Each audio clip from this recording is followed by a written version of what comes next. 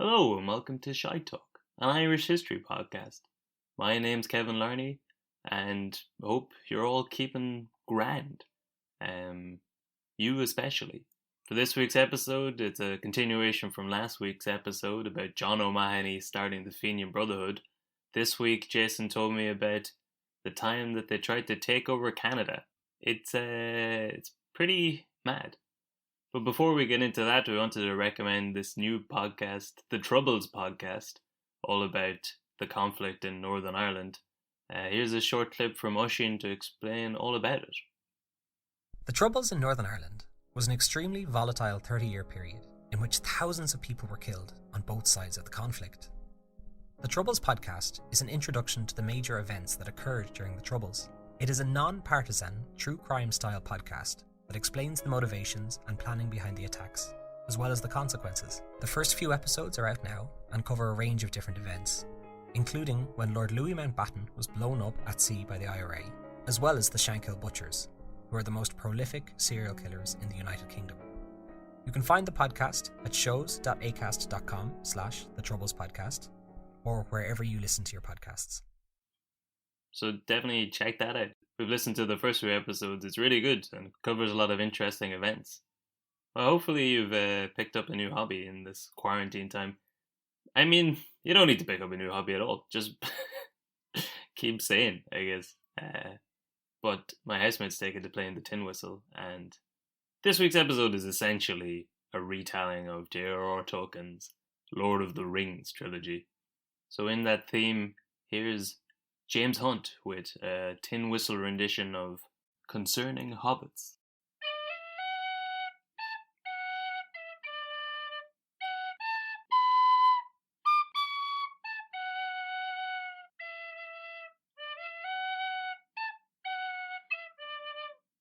Perfect. That was going to be the intro song, but then I found this other song that was written by a Canadian soldier who fought in the Fenian raids in Canada. He wrote this song afterwards, and apparently it was the de facto state anthem for Ontario for decades. So I figured we'll let everyone listen to both instead. So that's it. All there's left to say is you can follow us on Instagram if you like at Shy Talk History. We stick up extra content related to the episodes there a few times a week. And as we were saying last week, if you did feel like sending us a donation, Buy Me a Coffee have waived their fees for this month, so we get a bigger percentage of the money. But also, in these mad times, don't worry about it. If you do like the podcast and you want to support us, just tell a mate, or give us a review on iTunes. It's all free, baby. And with that, here is this week's episode, part 2 of the Fenian Brotherhood. The dauntless hero came and planted firm Britannia's flag on Canada's fair domain. Here may it wave, our boast, our pride, and joined in love together. The thistle, shamrock, rose, entwine, the maple leaf forever. By 1865, the Fenian Brotherhood, the IRB's sister group in the USA, had amassed over $500,000 and had a membership of about 10,000 American Civil War veterans. The time was not... Well, I'll go give you the difficult question now. How much is $500,000 in today money? A lot. A lot. Okay. Yeah. Feckin' loads. All right. There's every season, I think there's going to be a new thing that we always reference. Like, this season is definitely money. How much is money worth? But to be honest, like, even if you told me it's worth 50 million, I don't really know what that means. You know? Well, can you count to 1 million? No, probably not. So, yeah, 500,000, that's probably about the upper limits of what I can comprehend in terms of money anyway. So, all right, they got a lot of money. It's loads of them. If you can think of 500,000, think of just loads of that. Right. I think my brain's short-circuiting, but okay, let's power through. Well, this was the time now. You know, time was nigh, Kevin, for a decision. Was it to be fighting the Brits on home soil, back in Ireland, or alternatively, use their strength and their position of being thousands of miles away in relative safety. Now, in my account of this tale, John O'Mahony's Fenians are Merry and Pippin. Britain is like Sauron, and the journey to Mordor via Isengard is a home soil-based rebellion. And in I'm glad you put this into terms I understand. Thank you. And while also in my telling of the tale, William Roberts's Fenians are more akin to The Hobbit, because Robert's men wanted to commit a series of raids throughout Canada, eventually overthrowing the country and using Canada as leverage in negotiations to guarantee Ireland's release from under the rule of the British thumb. It's like the Hobbit trilogy. Have you seen The Hobbit? I've seen the first one, and then I gave up, I think. Okay, yeah. So it's like those Fenians are like The Hobbit because it was a terrible idea and it should have never happened. So yeah, okay. Wait, so what's their idea? Is to invade Canada? Yeah, that's what William Roberts, the fella who's the young upstart, the up-and-comer trying to take John O'Mahony's seat. Will Roberts. William. No, he's Will now. He's Will Rob, if I get my hands on it. Okay. What was his full name? Will Rob British Lands? Oh, this is going to be a long episode. It is going to be a long episode. Buckle up. Okay. By now you'll have all heard the last episode, or if not, here's a quick synopsis. Go listen to the last episode. So that's as quick as I can get. Yeah. And I'll give a short synopsis. In 1865, the Fenian Brotherhood had all the manpower, money, and experience they could need to start a serious rebellion against Britain. Unfortunately, getting the arms and the men back into the country proved quite difficult.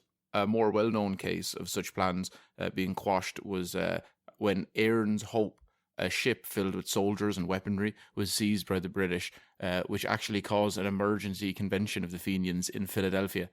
And in fairness, if you've called the ship Aaron's Hope and you've sent it to Ireland, which is like under the rule of Britain, they're probably going to check it, like the Coast Guard.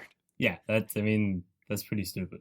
Yeah, I'm sure they didn't pull it over thinking, oh, I bet there's guns on this, but they probably thought, we better check this ship called Aaron's Hope, because if it is full of soldiers and guns, we'll never hear the end of it. Yeah, whereas the HMS Tory Brigade sailed right under the bay, no questions asked.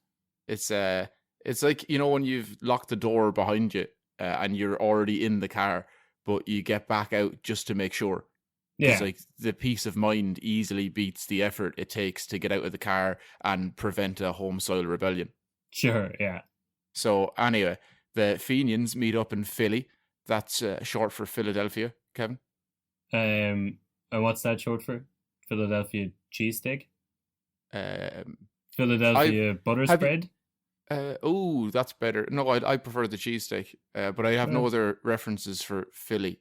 Rocky. I'm wearing a Rocky t-shirt, so that's, you can't see that. No. I'm talking to both you and the audience. Yeah, but I believe you. I don't know if they believe you, but that seems on brand for you, yeah. The city of brotherly love. Is it? It is, yeah. I have no idea why I know that. Maybe it's in It's Always Sunny. I don't know. Is that where you're taking all your references for Philadelphia in life? That makes sense. Yeah. So they've all met up in there in Philadelphia, and they start pushing for alternative options, other than the rebellion back in Ireland. So AKA successfully occupy Canada and trade that to the Brits for Ireland. If they couldn't take over the control of the country, they'd instead just use the attacks as a way to lure a heap of British soldiers to Canada, making it a bit easier for an Irish rebellion. Sure. Okay. Yeah, I can see that. Yeah. Or also that could just be a thing they said afterwards when it didn't work. It seems like the main plan is to take it over and then swap it for Ireland. Yeah, and it's like a very big country. It is. It's also very far away from England. To be fair to them, as well as they have all this money, all these men who've all fought in the Civil War, they've all this weaponry, a load of support, and there's a good few reasons why they think this could be successful, because there's hundreds of thousands of Irish already in Canada. Okay. And that would, they'd imagine that they would just join the cause. They also thought that the raids would increase tensions between England and the French Canadians. But even more importantly, it'd stick a bigger wedge between Britain and America. Right. So America just won the Civil War. They hate slavery. USA. Well, hate slavery is probably a bit strong, but I think they've narrowly squeaked past a vote that says they're not currently in favour of slavery. No, they had to go to war over it, Kevin. They couldn't even put it to a vote. No. And loads of the soldiers that were on the winning side obviously were Irish. Everyone loves the Irish. Just a little caveat, loads of soldiers on the losing side, also Irish. Bad fellas too. But the Irish are good crack though, you know, cheeky pint here, bowl of stew there, the odd story or song to keep people entertained in the pubs. Wee bit of armed insurrection in the lands of your main bordering nation. Who wouldn't love, you know, a bit of the Emerald Isle around them? Yeah. The cheeky boys, always good for a laugh. But Canada was owned by the Brits, who weren't exactly on the correct side of the war regarding slavery. Who'd have guessed that? No, were they not? In fairness to them, I think they had gotten rid of slavery before America. No, I mean in the actual American Civil War, they would have helped the Confederacy, because there would have been less power if you could divide those two places into separate nations instead of one giant nation of, like, you know, a super country, kind of like what we have now. Yeah. Okay. I don't know. I don't know enough about things to be talking about that. Listen, just say the first thing that comes into your head, and we'll just go with that. Go. As usual, I guess. So, Andrew Johnson, Abraham Lincoln's successor as president and former vice president himself, he was mad for the Irish vote, and the Irish loved him. Not a good dude by all accounts, fairly racist himself, but was very popular in the South. Okay, which you'd imagine. Yeah. I don't know why Lincoln would have had him as his vice president, but probably for votes down there. Yeah, I think that's, you know, most presidents will have integrity and then also pick a running mate who's just a little bit more racist than they are, just to get as much votes as possible, you know? Yeah, it's like, I don't want the racists, but if they're going to be voting for people, I might as well have them voting for me. I'm not a racist, but my running partner might be, so, you know, take your chances. You know, racist dude, not a good man, not a good boy. Cool. But a meeting did happen though between Johnson and the Fenians, and it's claimed that he'd said America would acknowledge accomplished facts. Nothing ever in writing though. I took that to mean, well, what do you think I will acknowledge accomplished facts mean? I'd say, yeah, if he gets, you know what it is. I'd say it means we're not going to help you at all. But if you win, fair play to you. He's essentially quoting an early iteration of possession is 9/10 of the law. If you got it, then listen. Who's to say who owns it? We're not going to say anything. Yeah. It wouldn't be an easy task, as despite their best efforts of keeping the whole thing quiet, word got to Canada and Britain that something was coming up. So they told spies around the northern parts of the USA to stop paying attention to Confederacy sympathizers and instead turn their focus onto the dirty feckin' Fenian scum bastards. They the dirty mix at it again. Yeah, I'm trying to put myself in their in their shoes. Sure, yeah. The Canadians also started moving groups of militia to a number of garrisons and outposts in advance of this potential attack. That was in November 1865, and by March 1866, they had 10,000 soldiers ready for a Fenian attack, which later rose to 14,000. So guess what happened next? Oh, shit. Well, so they're properly getting ramped up for this. So someone's spilled the beans, as it were. Pretty much, yeah, and they're a way bigger nation than a few Irish lads in America. So they couldn't get, well, they had 10,000 members. They didn't have 10,000 people ready to when they got there. So, well, so you're saying they got geared up, so they had 10,000 by March. Famously, March is when St. Patrick's Day is celebrated. So I'm guessing that the Fenian boys took the celebrations on tour. 17th of March, D-Day, baby. Okay, you might enjoy this then. So, okay. I'd like to clarify something. In the last episode, I said that John O'Mahony never took part in any raids against Canada. Now, that was a lie. Sort of. He did attempt one raid. I think that was kind of it then, but and it didn't get off the ground. But they'd planned to take over Campobello Island in the Bay of Fundy, which is, I like that. I wish fungi was there. But as fungi, for our American listeners, fungi is a magical dolphin that lives off the coast of Dingle. Yeah, he's been alive for about 40 years longer than any dolphin should be alive. Yeah, it's always been the same dolphin. Yeah. But in 1866, O'Mahony met with about 700 Fenians in Maine. That's USA, but it's right on the border. So just above New York. But they wanted to attack the disputed island of Campobello, New Brunswick, and hoped that it would spark controversy between Britain and the USA, because it's kind of like, the Falkland Islands. It's a contested land. Okay. But unfortunately, while the men got there on time, the guns were several weeks late. So they probably did plan on attacking in March, but messed up badly enough, and had to delay everything. Several weeks late. Yeah. Yeah, okay. I mean, it can be forgiven at these times. The stuff's still being delivered on the Pony Express. And I think that this is a pretty haphazard thing, that this is all thrown together, because they sure. only have 700 out of a supposed 10,000. And I think what happened was O'Mahony was like, feck, I'm going to lose control of this. They want to attack, so I'm just going to launch my attack first before he does. So just to get there before William Roberts, he's like, I'm launching this, fake it, off we go, me and all the boys. We both agreed that we want a united Ireland, but I wanted a little bit more, so I'm going to jump the gun in a major way and show up with 700 troops. Yeah, versus a possible, who knows, 14,000 men in Canada. Sure. And in fairness, it wouldn't have taken much to have noticed that there's a large group of Irishmen with guns and military uniforms popping up all around the border. Well, Jason, that's exactly what the boys counted on. And they thought, you might notice a bunch of Irishmen with guns and uniforms. Maybe you won't pay attention to a bunch of Irishmen without any guns. He was thinking ahead. Yeah, it's much like getting to Mordor via Isengard. They'd never suspect it. So close to home, Kevin. Yeah, okay.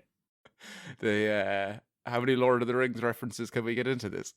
Lord of the Rings, they do such a good job of everyone who's bad is extremely ugly, and everyone who's good is extremely beautiful.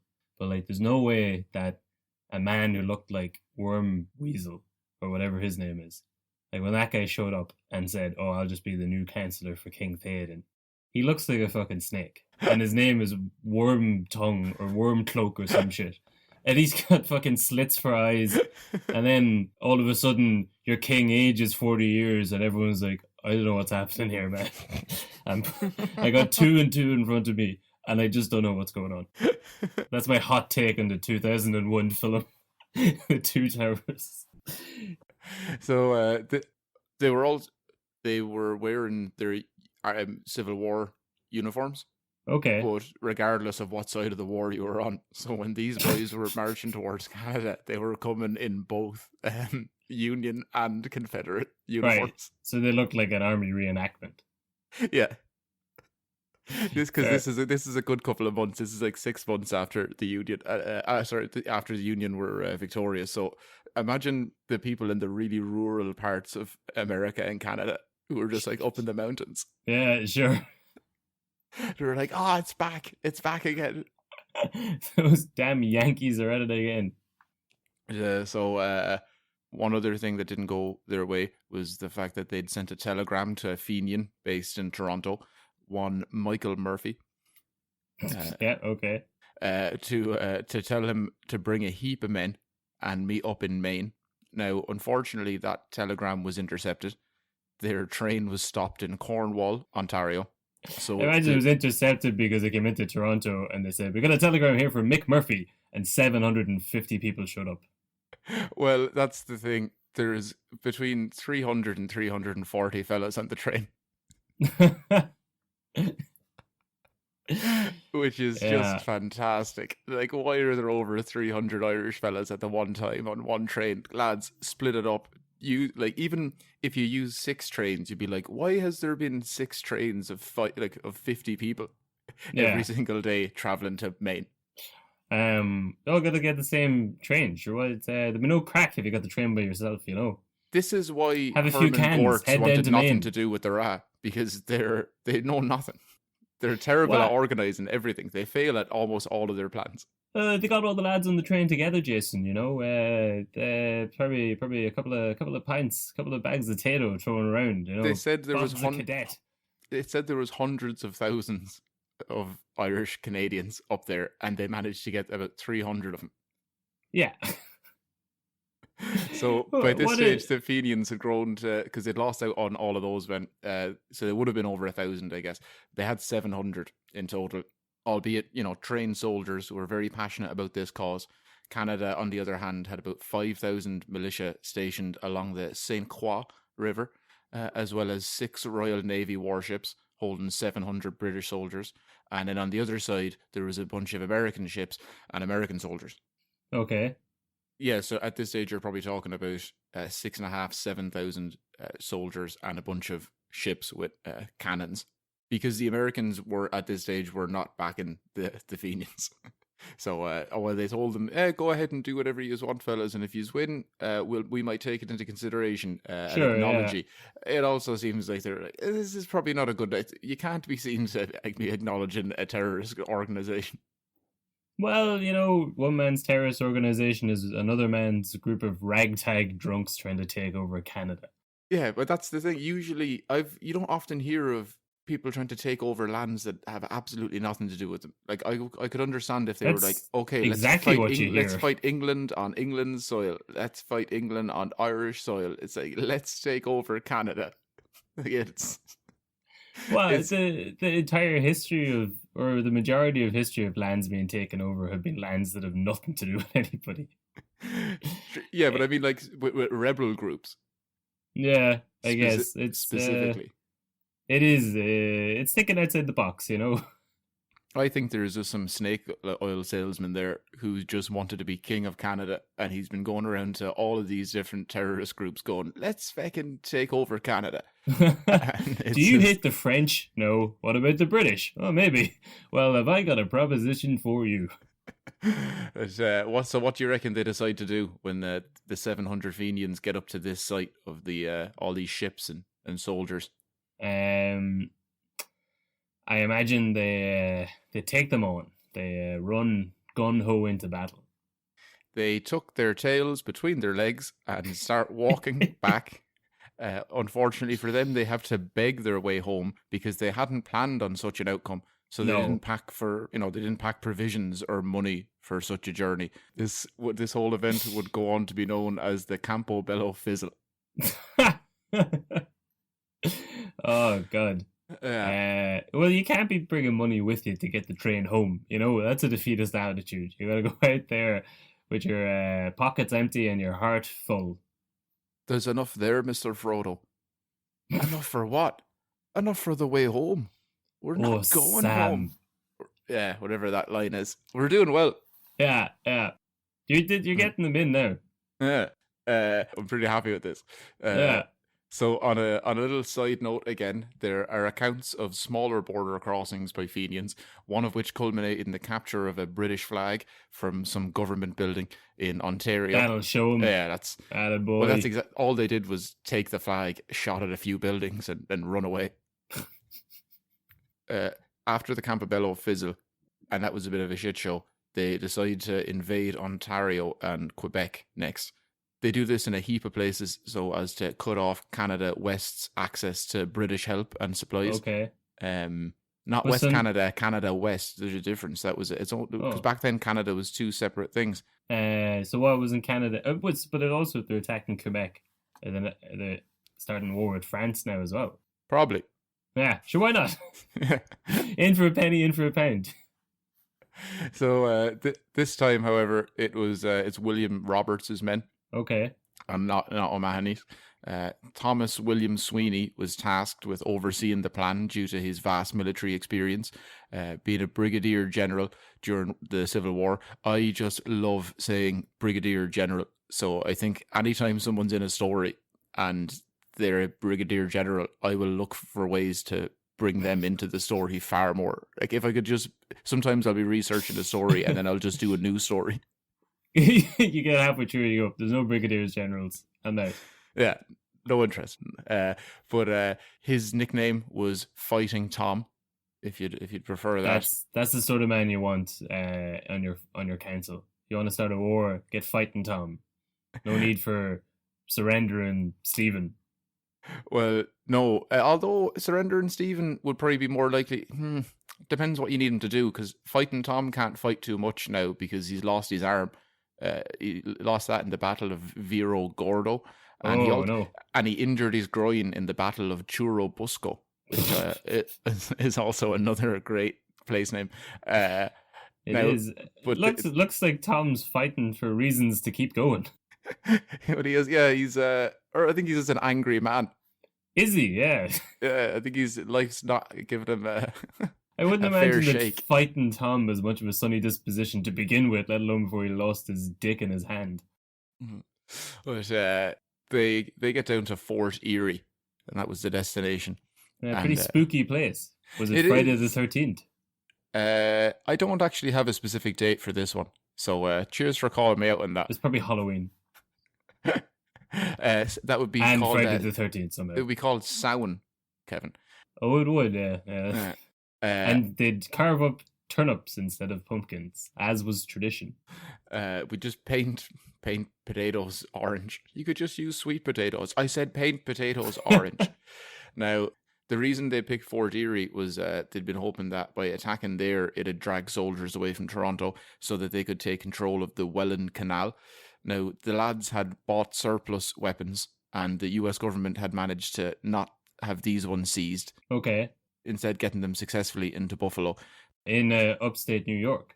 Exactly, yeah, which is right on the border. People don't realize how close New York is to Canada. Buffalo's right. Oh, yeah. It's only like about an hour, maybe hour and a half, I'd say, of a drive to Toronto. But I've said that. That's purely by looking at a map and having a guess. No, it's all. I've never been to Canada. I've been around that area a good bit. Like Niagara Falls is around that part of Canada. It's a stone's throw away. You got there with a paragraph before me. But one useless fact for you. From Buffalo, you can make a coherent sentence out of saying Buffalo 7 times in a row. Buffalo, Buffalo, Buffalo, Buffalo, Buffalo, Buffalo, Buffalo is apparently an acceptable sentence in the English language because of some. To buffalo something is to annoy someone, and then buffalo the animal, and then also buffalo the place. Huh. Absolutely no idea. There you go. I think you're lying. Listen, I might be lying. Who knows? Not lying, just you like to make stuff up to seem. What a weird thing to lie about. Yeah, but I won't have the confidence in myself to question you on it. Listen, just trust me on this one, all right? You won't look too foolish if it turns out you've been bamboozled. That's it. Stick with Kevin. You might not go too far, but you won't go too far wrong. I have a safe-ish bet. Now, John O'Neill, a former US cavalry officer who served in West Virginia and Ohio, was a pure Fenian head from the old country who had moved to America, having seen the Great Hunger. Now, he joined the Union, took a bullet for the cause, and once the war was over, joined up with the Fenians. Okay. Who'd he take the bullet from? Just rob one out of the armory. Well, it's for the cause. This will end up in some Brit soup someday. Should we be making jokes about men that get shot in wars? Great way to disrespect the dead, Kevin. He's long dead. I think the statue's limitations is up. Where is this statue? Is it his? Now, he was the man to walk the Fenians across the international borders as they passed by Niagara Falls and into Canada onwards to Fort Erie. There's your Niagara Falls. A fine spot. But it's a lovely waterfall, but a bit of a dump of a town. Is it as big as what people say? Yeah, no, it's very impressive, but the town is like if a roadside motel somehow became a principality. Oh, that sounds really bleak. They haven't done it up because it's a big tourist spot. Oh, they've done it up because it's a big tourist spot. I mean, it's pretty much it's sponsored by Neon. Well, fair, I haven't been there in 15 years or so. Maybe they've turned it around. I don't know. Okay. Well, fair play to you, disrespected. You're gonna have fucking Niagara Falls tourism board onto us. I don't give a shit, man, because I'm bored of them. But anyway, they successfully captured Fort Erie because the town was unmanned at the time. They also captured the train stations and the telegraph machines. They arrested That's the a good town move. council, the borders, and customs officials, and forced the local bakeries to make them breakfast. Yes, I love every step of that plan. I think These guys have their shit together. I want to know, far more so, yeah, than the last bunch of boys. I want to know, do you think they made was the bakery before or after, like, the telegraphs at the railway stations? Yeah. Well, you can't be going down and closing telephone stations and stopping railways on an empty stomach, you know? Yeah. Or they might have learned from the last lads and gone like, hey, what if we lose here? We have the town. Let's get as much food as we can, because if we have to walk it back like the last lads, let's not beg. Yeah. What's your favourite Fenian pastry? Oh, I don't know. A baklava. A baklava. Yes, amazing. The Turkish dessert. Yes. Or anything from the of the brazier. Pando choco ra.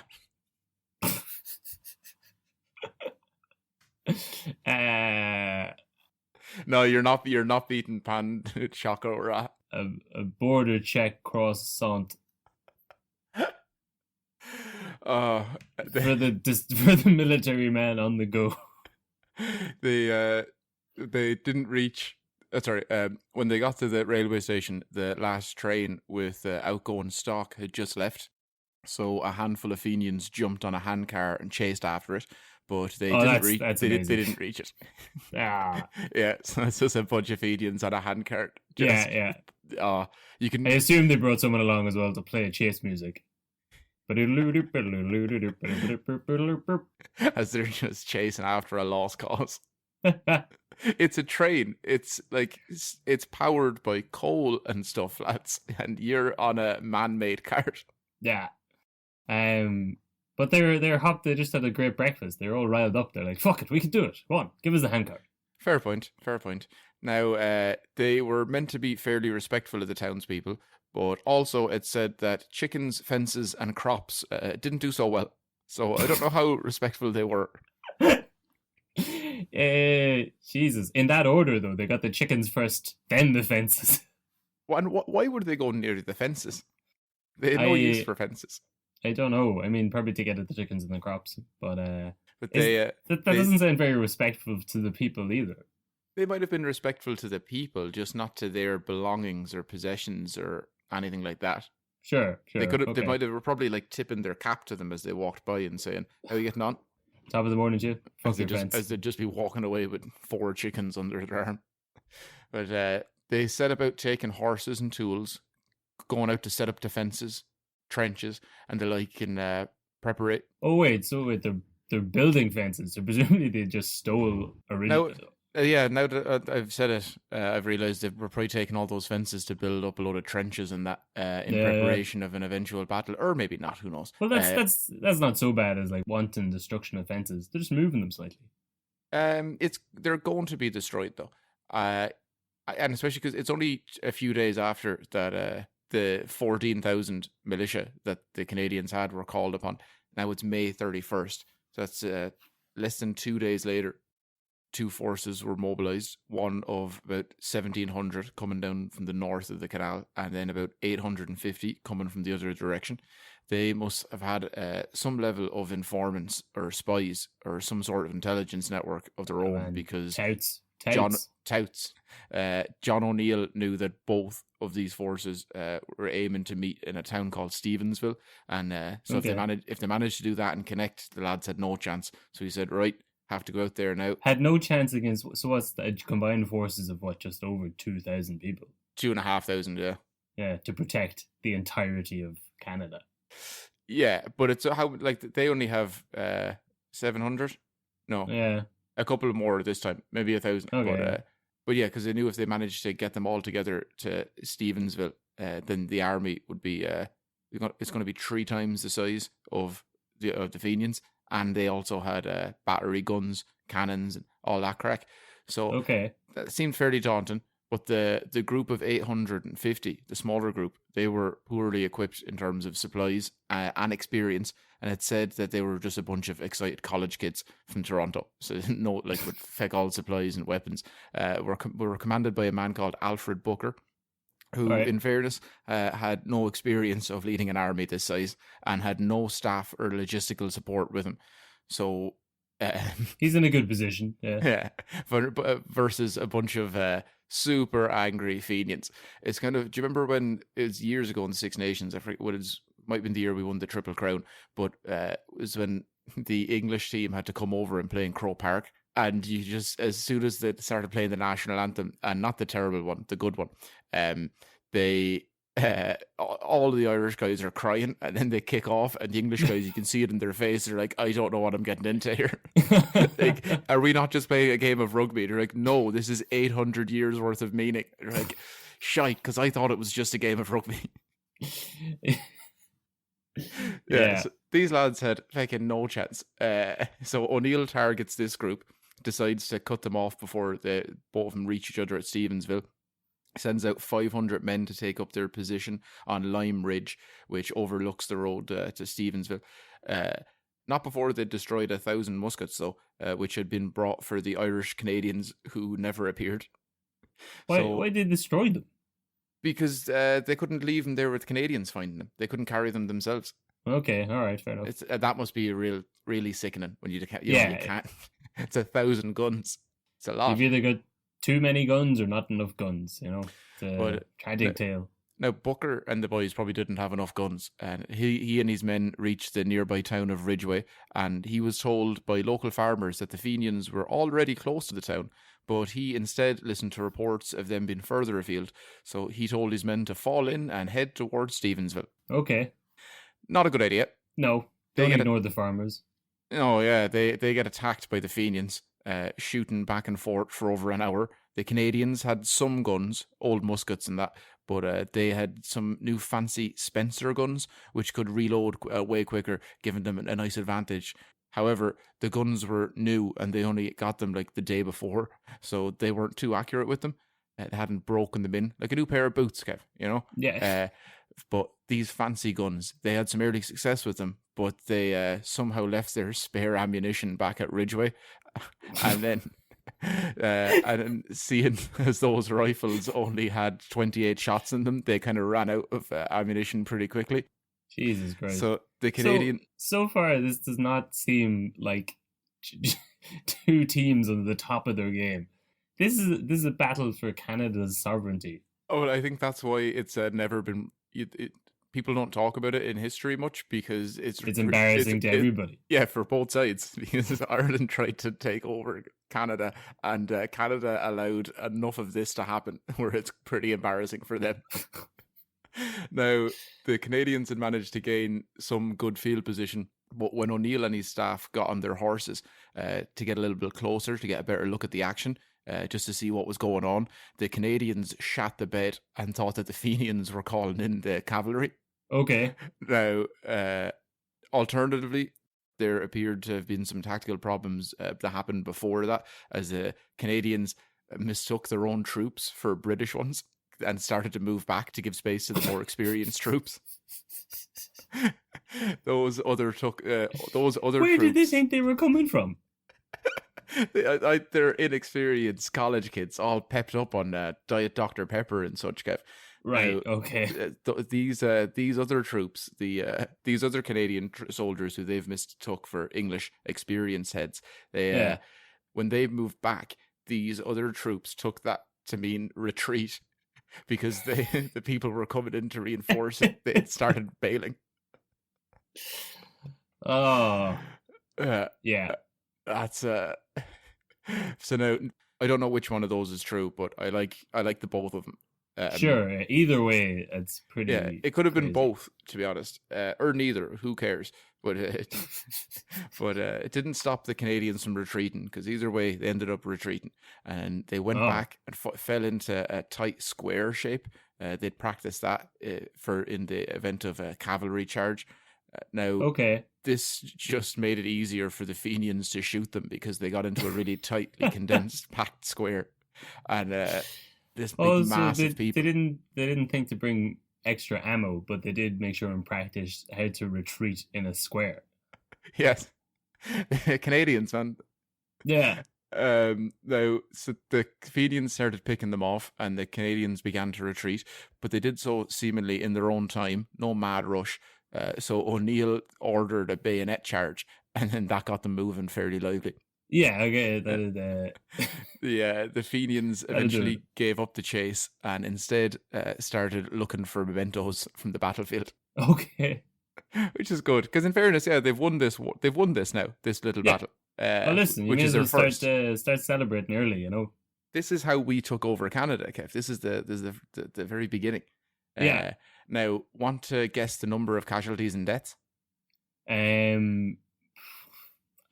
Just on the losing side. On the lose, it seems like everybody's the losing side, Jason. But I'm gonna say 100 Canadians. No, so it's 10 dead, 37 wounded, and then 6 captured. Right. Also, 7 men died from sunstroke. Oh no, sorry, 7 men got sunstroke. 3 of them died. The other 3 were just 4 were just wounded from sunstroke. And so they're not included in the 10 dead? I don't believe so. So the sun did 30% as much damage as the Fenian forces. Yes. Yeah. General weather. All right. Okay. Now the Fenians fared better. Only 9 dead, 16 injured, 6 of which were seriously injured. Now, very small numbers in terms of you're talking thousands, like well over 1,000 people firing guns at each other and bayonets and stuff, and only like you haven't even got 20 dead. Yeah. So a fair whack of that was done by lack of cloud coverage. Yeah, and also the Canadians were stuck around in a big square, and they still only got 10 of them. I don't know what they were aiming at, or how good these other super fancy guns that the Canadians had were. Like they seemed like shite as well.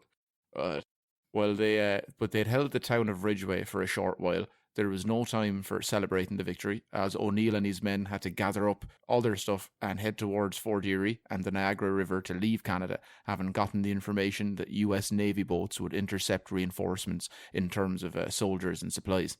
Okay, so this is it. This is all they wanted. They wanted the famous town of Ridgeway. Well, they would have pushed on, but they realized as soon as it started that the jig's up. So they gotta go. They get back to Fort Erie, but we've got 9 men dead. God damn it! We're not expecting these numbers. We gotta get out of here. Yeah, I don't like this. There's a giant boil of fire in the sky. I don't know what the hell that is, but it's killing men. But also, it shouldn't have. It should have been the Fenians that had the problem with the sunstroke, not the Canadians. Yeah, exactly. Unlikely bedfellows, the Irish and the sun. Strange bedfellows. They get back to Fort Erie, but not before being attacked just outside of it by 76 Canadian soldiers who have arrived by tugboat. They'd all been sent out to attack. Arrived by tugboat. When I wrote that, I didn't cop how hilarious that was. I just nothing about this war makes me take it seriously. What about the unison of the Irish military uniforms?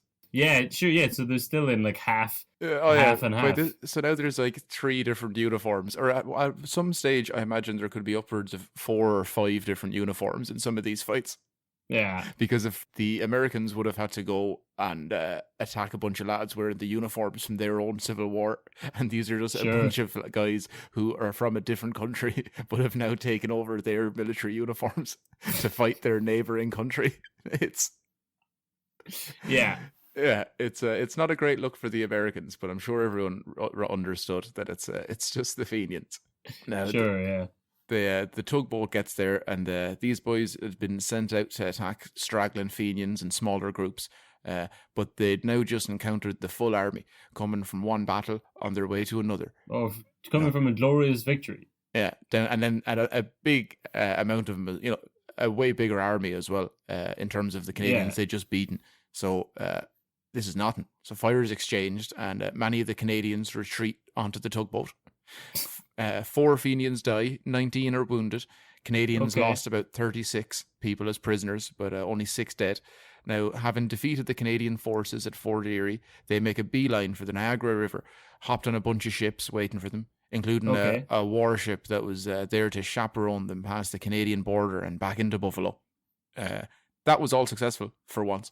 Although the US government was waiting for them upon their arrival, they were all arrested, though O'Neill was released shortly afterwards. Despite breaking like a number of military laws taking part in the raids. Because he's like, you can't be a member of the US Army and then attack their neighboring nation while in their uniform. Well, yeah, in their uniform, but in the name of another country. But this is also something that seems to come up a lot as well. So all of his men were arrested, so they were probably detained. But him as the leader was let go. Yes. Because he was, I assume, of noble birth or something. Yeah, he was pretty high up in the US Army, so I guess they... Yeah, so they just let him walk around. Yeah. The ringleader, yeah. Now, Andrew Johnson, he pops back up again, publicly denouncing the Fenians 5 days after these raids have begun. Classic politician, just can't keep his back alley promises. But now there's... All the boys are back now, so they eventually... They get away with it. The US don't really care about this. So anyone caught in Canada gets trialed and goes to jail, obviously. Anyone in America is just like, take it, go back to your life. I think you've learned your lesson. But then, so we're not done with all the raids just yet. This time, Samuel P. Spear, a US war hero and an Irish American, himself and 1,000 lads went to Huntington, just south of Montreal, on June 8th, having marched down the river for ages, taking control of Fredericksburg, I don't know, Saint Armand and Stanbridge, and Pigeon Hill along the way. This was probably... not Pigeon Hill. I know, it's such a good name. You're going to lose it now to the Fenians, who won't do well with it. This was probably... The reason they did well in terms of taking over all of these spots was probably because, again, they weren't manned. So, although one of them was pigeoned. Now, but due to a number of conflicting reports saying the Fenians had anywhere between 200 men and 1,500 men, the Canadian forces retreated. So more militia and military were called upon, and when the Fenians realised that the British and Canadian forces were closing in on them as well, they turned around and fled again. So they were soon caught up with low on supplies, probably morale pretty low, and anything else you could think of, but they were pretty swiftly defeated at Pigeon Hill, thus ending the Fenian raids of the 1860s. Which in fairness, most of the raids. Oh. There you go. Nice. But does this mean that most of the raids, it's a bunch of Irish guys going into Canada and then turning around? Yeah. That's like 50% of the raids is a bunch of lads. It seems to be a heralding of like guerrilla war tactics that were going to be used in Ireland in the 20th century. Appear out of the shadows, swift attack and retreat. They hadn't really cracked that part of it yet. Run across the country, attack, and then run back across the country. I like it. Yeah, it's it's a work in progress. It tends to work better in a smaller nation where you can hide and you don't have to. Yeah. I think a key part of that is to know the terrain, not be like stuck in the middle of fucking Canada. Now, Kevin, would you believe if I said that the Battle of Ridgeway was the first industrial era battle fought by Canadians, and it was also the first exclusively fought by Canadians? And the 9 men that died went on to become the first ever remembered, which is like the officially recognised Canadian servicemen. Oh, I would not believe you. I'd call you a damn dirty liar. You should have believed me because it's actually all true. Yeah. But it did, though, take a good couple of years for all of that to happen. A 10-year campaign, in fact, because the government didn't want to acknowledge the battle due to how embarrassing the loss was. Sure, yeah, you don't want to start off your glorious military history with the Fenian raids. Yeah, which is actually that's the beginning of the Canadian Army. the battle's credited by many as having a giant influence on Canada, becoming a confederation and one whole country, which is a story for another time. But next season perhaps has a few Irishmen in that. Yeah. But yeah, the Irish attacked Canada and it became a country. So now this, yeah, that's a real wake-up call, I suppose. We almost got taken over by 100 lads on holidays. We need to get our shit together. Yeah. It's kind of like when there's always going to be one person in the group that's the butt of all the jokes. And then the second that if that person starts making fun of you and gets a laugh, you're instantly like, oh, hold on a second here now. I need to tie this down. Need to stop this. It's like, that's the Irish attack in Canada. You can feel a change in the wind coming. Yeah. Now, the battles, this wasn't the end of the Fenian raids, though, because John O'Neill, would mentioned earlier on. Oh, did I say as well that the Fenian Brotherhood, they'd gotten so popular, they'd established its own Irish government in exile and had its own constitution, Senate, president, and Capitol building. Okay. They called it the Fenian White House. Amazing. Instead of the greenhouse. But, but after the sixth guy knocked on the door asking for some ripe tomatoes, they figured we got to change this name. It's just not working. But now they'd put it into right in the middle of Union Square in New York. Oh, okay. Yeah, I'd never heard of any of that before. But the White House was designed by an Irishman, an Irish architect. Yeah, you're dead right. That's I've looked into it as well, but there's not enough in the story to really do a whole episode on because he's a bit boring. Other than that, he designed some buildings. No offense to any architects that listen. Now this, so John O'Neill, I was saying, became a war hero after Ridgeway and was appointed the Inspector General of the Fenian Army. So he takes a break for a while, and then on May 25th, 1870, he leads 600 Fenians and travels from Vermont to Quebec. They were met by a bunch of troops just past the border at Eccles Hill. Canada was a lot more prepared this time and finished off their adversaries in timely fashion, killing 5 men, wounding 18. There were no casualties on the Canadian side this time. Okay, yeah. Not great for us. Now, no. 2 days later, another group of Fenians tried to cross again, this time a little further west. Same result. Again, no Canadian casualties. There's also reports of plans to attack British Columbia, but that never went ahead. Yeah, okay, I guess you get slapped around twice. Yeah, call it a day. By now they're done. This is, they've given it a couple of years. They start a half-hearted attempt to get it back going and just, no. It's like when Fleetwood Mac made a comeback. It's not worth it. Peter Green's not there on acid. So what's the point? But this is pretty much the end of it as far as the serious attempts go. However, please tell me about the unserious attempts. Yeah, they had a couple of goof runs while they were at it. So in October the next year, we're now in 1871. O'Neill crossed the border one last time. This time into Manitoba, along with 40 men. They seized control of a customs office and a fur trading post. The next day, there were a bunch of Canadian soldiers marching their way towards them to deal with these rapscallions yet again. But they were informed that they could turn home as they wouldn't be needed because the US soldiers had already apprehended them, taking 10 prisoners. The reason they did so was because the Fenians had misjudged the border. And technically, while it was a Canadian customs house, the Canadian border was 2 miles further north. So the attacks actually occurred on US soil. Amazing. Which means the Fenians now had attacked America. Yes. And it's a serious business. They had hoped to join forces with another band of rebels called the Métis, I believe I'm pronouncing that right, led by a man called Louis Riel. He's French and Indian rebels, I believe, in Canada, but they signed a treaty with the British as the attack began, so they basically just sold them out, and that was that. The bastards. And that was the final attempt of a military excursion into Canadian lands by the Irish-American Fenians. The final attempt so far, Jason. I know, we could get the boys back together, getting the band back together. Where's Peter really Green? Seems... I haven't been to Berlin in a while. Anyone up for the Bergheim? It seems like the only thing the Fenian Brotherhood was doing was getting less men each time. So the last attempt was 40 people. Me and you could get like 10 people together and go give it a shot. Do you think we could get 40 members of the podcast listenership? I think if we got a 20 from America and 20 from Canada, and then myself and yourself, we'd be flying. I reckon we could have a go. Yeah, that's Kevin and Jason invade Canada. 2 local boys. Kevin and Jason go large. Yeah, Right. I think it has potential.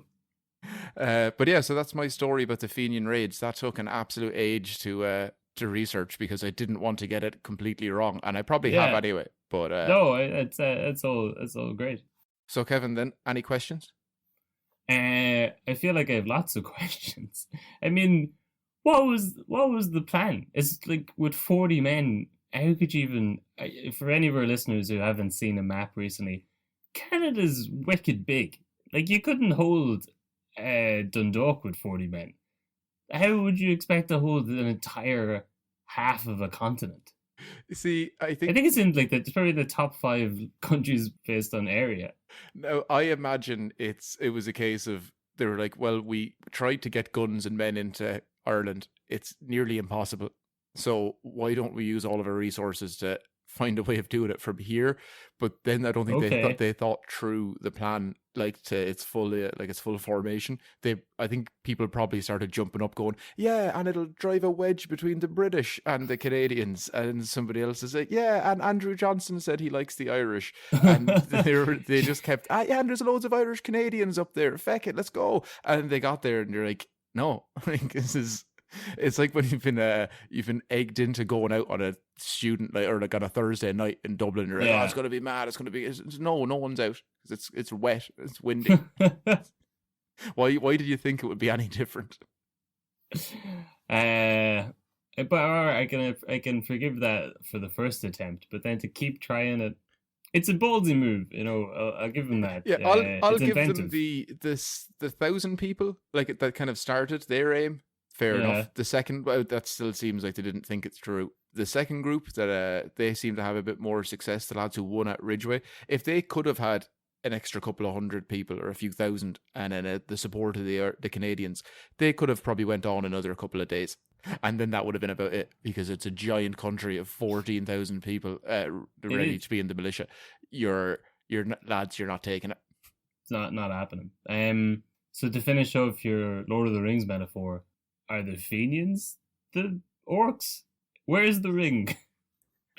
Is this just the end of the Fellowship of the Ring when all hope seems lost? But then here we come, 2020, the Two Towers, baby. No, we're going back in. We're going to get the trees on board. We're going to invade Ontario. I think the ring is the sense of Irish nationalism, and I think probably James Stevens at this point has it. He's taken it back to Dublin, kind of like a Gollum type figure, and then it'll reemerge in about 50 years. Perfect. When Michael Collins finds it inside of a cave, the Alawi caves. I think you got the beginnings of a script there. All right. Well, that's all my questions. Canada, we're coming for you. It's not over yet. WrestleMania. See you there in April, Canada. Boom. They can't see, but I'm pointing at a giant WrestleMania sign. I'm pointing at a map of Canada as well. All right. I don't Saskatchewan, Alberta. I don't have a map of Canada or a giant WrestleMania sign, but I see that they always do that in the ring. What I see whenever I see my housemates watching it, they're always pointing at the WrestleMania sign saying, I'll see you there in April, or whenever it is. Perfect. Okay, I'll see all of you next week, audience, and Kevin, I'll see you in April. Good luck. All right. Good luck.